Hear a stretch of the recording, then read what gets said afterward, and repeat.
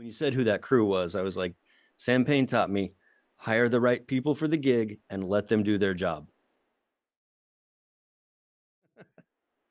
So I'm here today with Ryan Tilby, longtime friend of mine. We've played absolutely a million gigs together. He is currently on the faculty of the commercial music program at Purdue University Fort Wayne out in Indiana.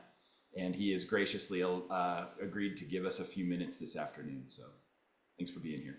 My absolute pleasure, Keith. So just ballpark, how many gigs have you played in your life that you got paid for? um, I don't know if it's tens of thousands, but it might be more than, I mean, I'm 44 and I've been doing this with some semblance of professionalism since I was 14. It's thousands, Yeah, thousands of gigs. very cool. The biggest question I want to know is like, what are your green flags when you're working with other musicians? What are your green flags?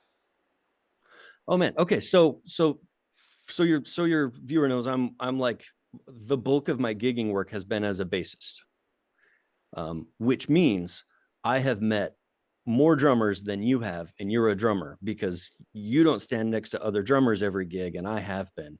So Right. I'll pick on drummers right out of the gate if you want. A green flag for me is a drummer. I'm not going into stereotypes, but like when I roll into the gig and the drummer's already there, green flag. Uh, when when I roll into the gig and the drummer's setting up a sensible amount of gear, green flag. Um, when he pulls out charts or iPads or a metronome or something just to the left of his hi-hat that makes me know he did his homework, green flag. Uh, and then when he in just a or she in just a moment or two can fix a tuning problem, green flag. We haven't played a note yet, and I can tell you how prepared that drummer is, how experienced that drummer is, and it's a good sign about how this gig's going to go. If before we play a note, at least those things have happened. So what determines a sensible amount of gear? I think it depends on the gig. I mean, it absolutely depends on the gig. If you roll into a jazz trio gig and you just set up a splash in a china, I'm already like, okay, you better be tasty. I'm fine with those things being there, but you better not hit them every 16 bars, right? And if those aren't on the table and you just set up one crash, one ride, I'm like, okay, you better be tasty. Like, because I'm going to get tired of hearing the same crash every 16 bars. Like, it's sensible's variable, but like, I just like to see that they've tailored what they rolled in with to be efficient and contributive to what we're about to do. Don't I mean, the joke is toms, but toms is a great example. Don't roll in with 8 toms for a country gig. You probably don't need them. You're wasting your own time and everybody else's time. Right about the time you and I started playing together, which if I remember right was around 2000, maybe 8, 9, 10, somewhere in that range. Yeah. Not too many years prior to that, I had gotten my mega kit, that the DW monstrosity. And for a while, I rolled up to every single gig with 5 toms, 2 snares, double kick pedal, every cymbal stand I could get my hands on. Just because I was so stoked about that kit, I was like, oh, and I tried absolutely to use every instrument as much as I possibly could. And I think the word overplaying doesn't come close because I tried to be Carter Beauford on every single gig that I played. Which is its own kind of life goal. Like I don't really fault you for that. No, Keith, I remember you rolling in with Mega Kit. And the next memory I have is you rolling in with the pieces of Mega Kit that worked for the show we were on. Right. And I was like, oh, that's why you own a Mega Kit, because sometimes you need an 18 floor tom and sometimes you don't. And Yeah. now you have that in your arsenal. Well, and I remember at that time I was playing quite a lot, and just the amount of time it took to set up and tear down. At some point, I realized not only was it an inconvenience to me, but it was also an inconvenience to the sound guy and the rest of the band and my girlfriend and all the things. It was like, man, do you need all that stuff? And at some point, I don't remember who it was that said to me, was like, look, are you here for the band or are you here for you? I was probably rolling in with my 5 string bass with my, double half stack bass rig. And like, we all have that phase. I get that, I you think know. there's a time and place for it too, because at the time I was playing with a band called Local Grown, and it was my, not my band, but it was my band. You know, we were playing a lot of original music. We were exploring who we were. We were playing our own shows, which that's a drastically different thing than getting a call to go play 5 shows with a country band that's not your band. You are a hired gun. You're there to do a specific job. Like, it's different. And this is something you've said to me too before, is like, as the drummer, you should sound like the drummer. Do the drummer's job. Like, you're not the front man. You're not the, it's not a drum feature with country band on the side. You got to serve the band. Talk about, oh, you know, one of the great ways to keep a gig. I cite the Nir Z story of the John Mayer hit "Your Body Is a Wonderland." The story goes, who knows if anything I'm about to say is actually what happened, but John and Nir Z are down in the tracking room trying all these crazy, that was a monster drummer, trying all these beats for "Your Body Is a Wonderland." And finally, out of frustration or as a joke, Nir just starts keeping the time. Boom, gak, boom, gak. And the girls, because of course, in the control room, got up and started to dance. And John looked up there and Nir Z looked up there, and they're like, well, that's the drum beat. There you go. Like, I guess I packed too much stuff because that's what this song wanted. Yeah. Yeah. That's powerful. At this point, you've talked about, you know, we haven't even played a note yet. Yeah. What are some of the other, I guess I would say non-musical, or maybe the intangibles?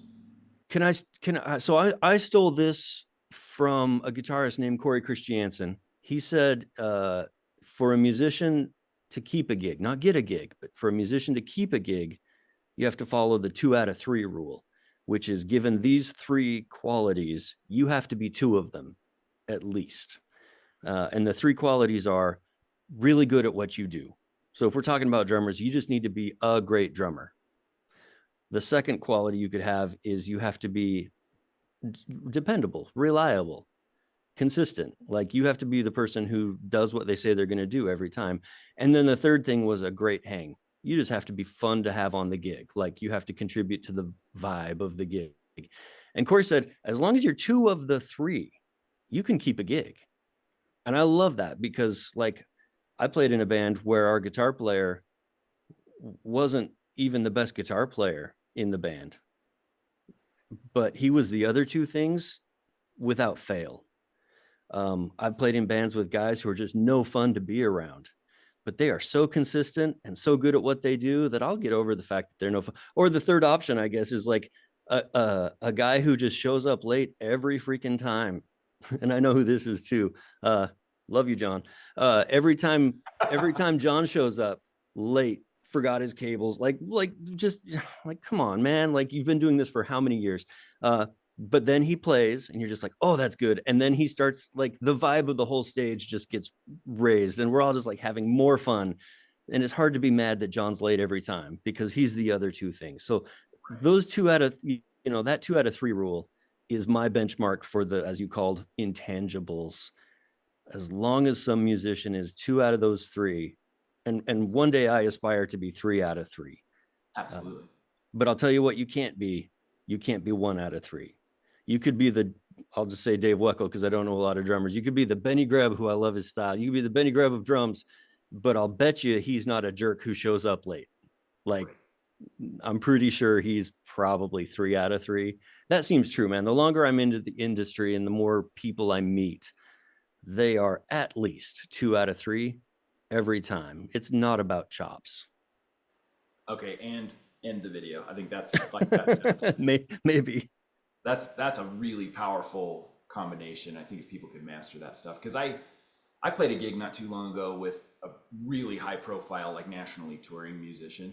I said, I imagine you've got to be just a crazy good, like, you got to be killer musician. And he goes, well, you have to be good enough. And then he mentioned the things that you're talking about. He goes, the thing is, you got to be good enough, but I've also got to enjoy being with you, because, in a 24-hour day, even a show day, he goes, we might be making music 3 or 4 out of those hours, and the other 20, we got to get along. You can't be blowing up, like you said, the vibe or the consistency of the gig. So I think that's powerful stuff. I had to quit a band once because we'd go out on the road for, let's say it's an overnighter, 48 hours. Go out on the road for 48 hours, and I enjoyed the heck out of the 90-minute set. When the 90 minutes was the pinnacle of it and everything else kind of struggled, that's when I was like, oh wait, being a gigging musician is the whole block of time. It's not the gig. I'm a gigging musician, and there's so much more to that than just the gig. Under what circumstances would you hire someone you've never played with before? Hmm. And how much does their reputation matter going into that decision? Oh, that is a great question. I'll answer it backwards. Reputation matters a lot. Um, because we live in a world where we have to maintain two reputations. Like there's the one, let's say somebody calls you and says, "Hey, I need a bassist for a gig. What do you think of Ryan Tilby?" I have to assume that they have already checked out my socials, right? They've already checked out my discography. They may have already jumped on my, they may have looked me up on Spotify or something just to see, like, talk about one of three. Like, let's see if Tilby's any good at what he does. Right. That's the one reputation. But the second reputation is the one that my network does or doesn't vouch for.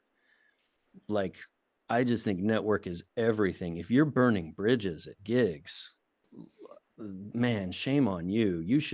You, yes, you help the drummer to their car with cases, even if you're being absolutely selfish because you just want to make sure the drummer says something nice about you later. Good, but better to do something nice for the wrong reason than to not be nice at all.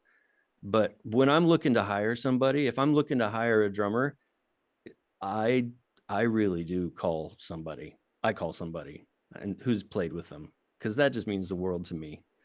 And building those relationships of the people that I trust, which is a very different relationship than the people that I love. Man, there are a lot of musicians I love who I don't call when I want to know something. Mm, And there are a lot of cats out there that I don't like at all. But if they vouch for Keith Sorensen, I'm in. right That on. that means a lot. Man, I've never met any working musicians who pick teams as far as genres, like, oh, I don't play Oh, X. right. Yeah, Like, yeah. oh, I don't play country. Well, I'm sorry, you're also not buying groceries. And the minute I think I can't do something, I have to decide in my head if I'm going to push myself and be a better professional for it, or if I'm going to bow out graciously and let someone who could handle that better. And man, I get a lot of work from clients that I have just come back to and said, love you, love your song. This other person could handle your song better than me. And they love that. Yeah. Like, imagine turning down a gig because you're like, you know what? For this type of gig, you want to hire my friend. And now their client trusts you more, your friend's happier. You made zero money, but I promise, man, that's going to come back. Are there some specific absolute do nots? Like, are there one-time egregious occurrences or behaviors that it might be in a Mm. snap that, yeah, and I just saw the look on your face, so you probably thought of some stories, but like what are the things that people can do that maybe even they have two out of the three or even the three out of three, but this thing happened and that's it. They're done. They're never getting a call again. This is a hard question, man, because everything's complicated. But yeah, yes, I think a musician can blow it and never get a call back from me or the people I work with. Here's a frequent one that doesn't. I think it has to do with the 2 out of 3 rule. And it's not a judgment on morality or ethics or anything, but I want you to know that substance use is such a hard thing to identify in each circumstance how that's received. I've been in bands where substance use, and I'm saying use because I think we all agree substance abuse is off the table Absolutely. in any professional environment. But the arts, music in particular, substance use is not off the table. It's a really hard read.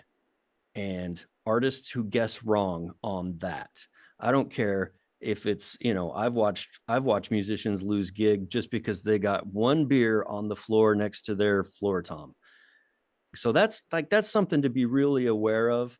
I tend to err on the safe side of that because nobody's ever fired me for not drinking on a gig. Sure.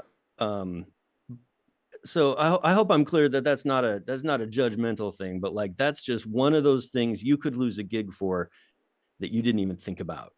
So it's Yeah. a hard read. If you're the new guy in town, substance use is worth thinking about. Don't smoke. Musically, though, I think you could lose a gig for, man, you said it best. If you're not serving the person who hired you, The second you step on the toes of the person who hired you to make them look better, I think you're not right for the gig. I hate to see anybody lose a gig, but what did you say? If you're there for you and not for the person who's paying you, you need Yeah. to start your own band. Yeah. It needs to be the you project.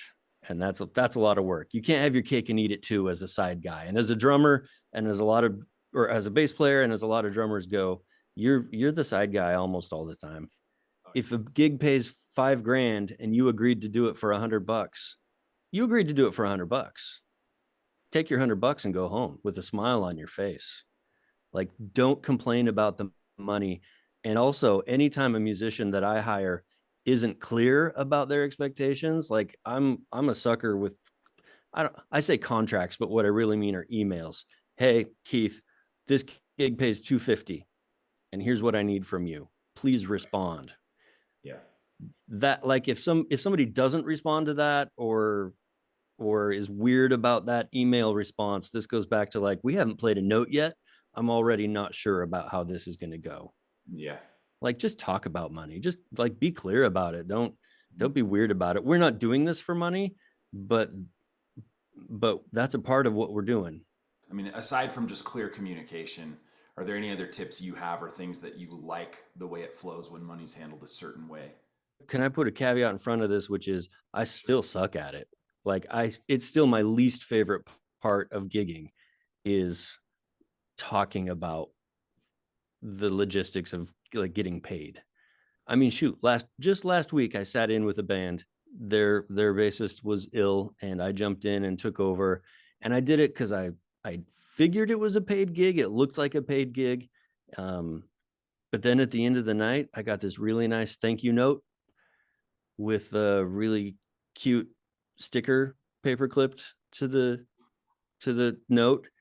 And I got, like, it was the classic thing, into the night, hey, thanks for joining us. They hand you an envelope, you put it in your pocket. I'm never the guy who just, like, oh yeah, let me open your envelope right here in front of you and see what Right. this gig, like, I'm never that guy. I'm just like, cool, thank you, I enjoyed it too. Drive home, sit down with my wife, open the envelope, and she looks at me and I look down and she's like, did you just play this gig for a sticker? I was like, oh no, I think I did. I think I just played this gig for a sticker. Sometimes as a bassist, I talk about cartage. Drummers, I think, get a really cool free pass to bring up money because, like, oh, hey, does this gig include cartage? And it's a really convenient way of saying, I'm assuming this gig pays money already, but is there anything built in for the extra work I'm doing that the clarinet guy's not doing? Right. Um, that's a way to crack open the door. I always try to find some way to crack open the money door without just being like, dear Jerry, how much? Love, Ryan. Yeah. And I like to do that in an email, like I said earlier, because then I can go back and look at it later. If Jerry's like, oh yeah, man, pays $500, and then Jerry pays me a sticker, I can be like, oh, Jerry, love the sticker, man. But if you look at this email from 3 weeks ago, that's where the email thing comes in handy. It Yeah. doesn't make me be money guy face to face, because I'm just not, a lot of us in this business are brave enough to be that all the time. And it gives me a record of what I agreed to do. I played a gig not too long ago that did pay less than $50. And this was an extenuating circumstance. Like, it wasn't terribly mismanaged on my part. It just, something happened. And what I told the artist was, look, man, I will do this again, but instead of doing it for $30, I want to do it for free. Please like, professionally, it's more beneficial for me to have done you a favor than it is for me to have gone out and worked for not my usual rate. Right. So Yeah. I have adopted that policy. And then and I learned this from another band, I put a cap on the number of free things that I will do. And people call and they're like, hey, can you help out? It doesn't pay very much. And I get to say, I do a lot of that work, but I have a threshold and I'm already past it. I'm sorry. Call me next time. But that has been useful to just have that kind of a line in my back pocket, or when those really bad calls come in that you want to handle professionally. And again, I still help out. And if you need exposure, play for exposure. So much. It's so much fun to just play. We call it therapy. You know, I got therapy tonight. Oh, you mean you're playing a gig? Yes. Yes, that's what I mean. My wife has said that. She's like, this is cheap therapy. And I'm like, oh, have you seen the gear? It's not cheap therapy at Not all. cheap. Oh my gosh. Yeah, no kidding. I call it like the American Idol syndrome. I think you and I have chatted about this, in breaks before. There's this idea in generations up younger than me that in the music business, you either make it or you fail. And Ooh, yeah.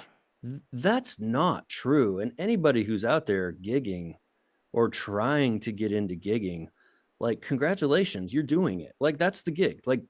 Like playing a bad gig and barely having gas money to get home, like, congratulations, I'm happy for you because you're doing it. There's no threshold where like one day you woke up and you're like the number one artist in the world and anybody below you has failed.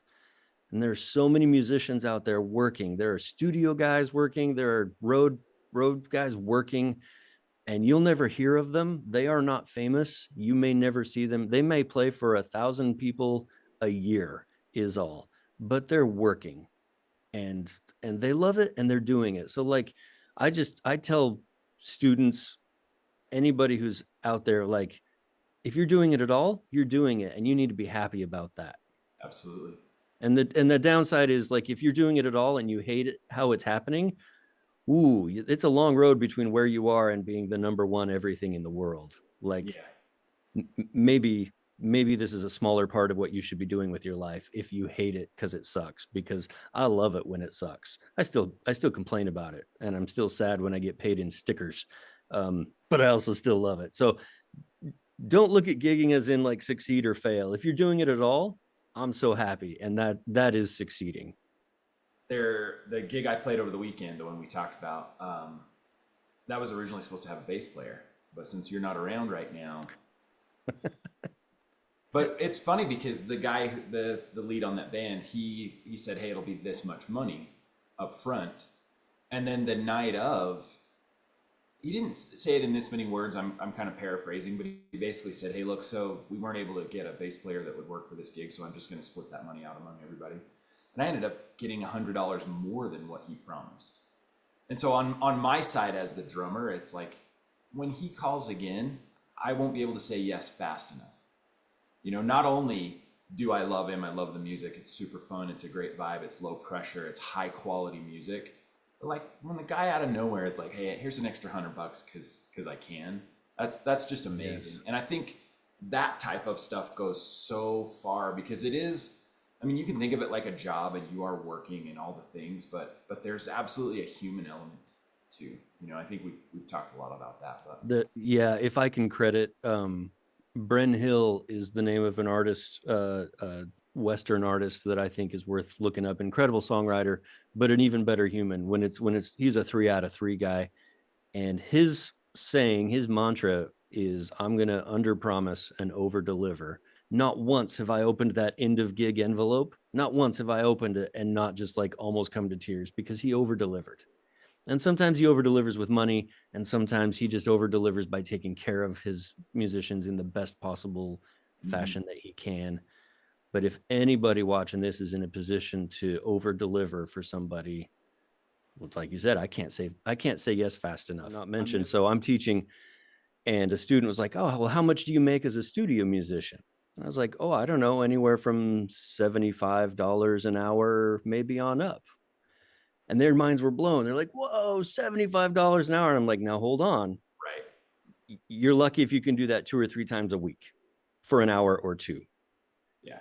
Like, nobody's working an 8-hour day, at least not often. 1% of us are working an 8-hour day at $75 an hour. Gigging is fantastic. People come up to me after a gig. One memory in particular, somebody walked up and was like, "I know we just paid your band $5,000 and you only played for an hour. That's like $1,500 an hour." And I'm like, "Oh yeah, it is, until you factor in the freaking 30 years I've put into this. The Right. fact that I drove 3 states to be here, can't hold down a regular job because I'm doing this." Like, the math comes out. You're so right, man. Don't get into this business for the money. Don't let the math get confusing. Like, this is a lifetime commitment, and you know, I dig it. It's landed me in a I'm in my basement right now, surrounded by a bunch of guitars. I'm as happy as could be, but it's Right. not a very big basement. and the guitars are worth more than my car. So Yeah, man. On that note, I can't thank you enough for taking your time to talk with me today. And hopefully, some of the people who watch this will get some wisdom out of it. But I will slip that sticker and handwritten thank you note in the mail as soon as possible. Right on, man. like what I would download to every percussionist as a bass player: dear drummers, when you stand up and walk away from your kit, turn off your snares. And then when you sit back down, just it's like starting a car. Like you got a little routine. You turn your snares back on. But if I go to one more concert where they break it down for the like just the ballad, and while it's just a singer and a piano player, I can just hear. The whole time. Okay. Thank you, Keith. Thanks, Ryan. Talk soon. See you.